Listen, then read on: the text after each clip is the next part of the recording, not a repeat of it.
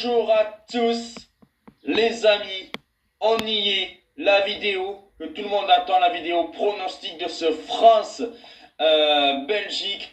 Comment on se retrouve après 2018, le maillot de Raphaël Varane de la Coupe du Monde 2018, avec bien sûr la tête de Samuel Umtiti. En 2021, avec la Ligue des Nations, où bien sûr la Belgique menait 2-0 et la remontada de l'équipe de France avec Karim Benzema, Kylian Mbappé et Théo Hernandez. On est parti dans un match, on peut le dire, des nullards, surtout des nullards par rapport à la phase de poule. Une équipe de Belgique très très moyenne et qui a marqué pas beaucoup de buts par rapport à l'équipe de France qui est quasiment pareil.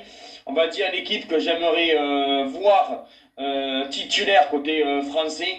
Et puis après, mon pronostic, ça va être un match pour moi super serré lundi. Et on commence tout d'abord par ma composition que j'aimerais voir. Ben, ça bouge pas la défense. Magmenian, Upamecano, même s'il a fait une petite connerie contre la Pologne, je le conserve avec William Saliba. Théo Hernandez, Jules Koundé que je trouve très fort dans cet Euro. Le milieu, pour moi, j'enlève Chouameni. J'enlève Aurélien Chouameni et je mettrai N'Golo Kanté, Rabiot, Griezmann. À gauche, Kylian Mbappé, parce que pour moi, Kylian Mbappé, c'est le poste qu'il occupe. Et avant-centre, je le trouve pas terrible.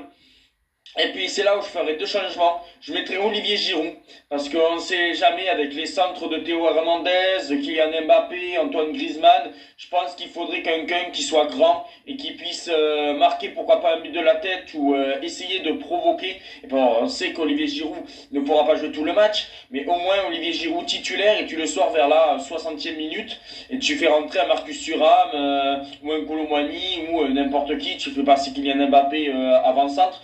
Et pour moi, je mettrai Olivier Giroud. Et à droite, pas de Dembélé. Coman, s'il est disponible, parce que Coman pourrait quitter le rassemblement parce que sa femme est sur le point d'accoucher.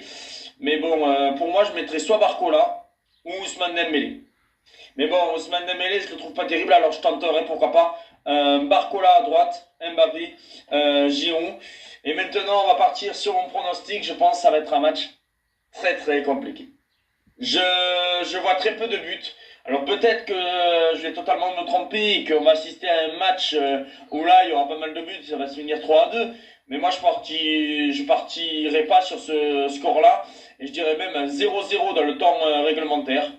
Et pourquoi pas une courte victoire de l'équipe de France, 1-0, possiblement en prolongation.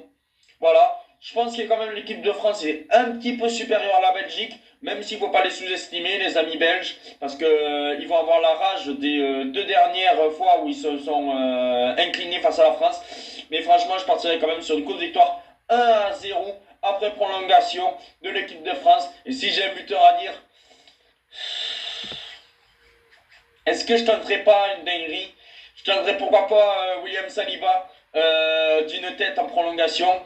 Mais bon, s'il n'y a pas William Saliba, un Kylian Mbappé, sécurité, voilà. Soit Kylian Mbappé qui pourrait marquer, ou soit le petit fun de William Saliba. Dites-moi en commentaire vos pronostics, on se retrouve très vite.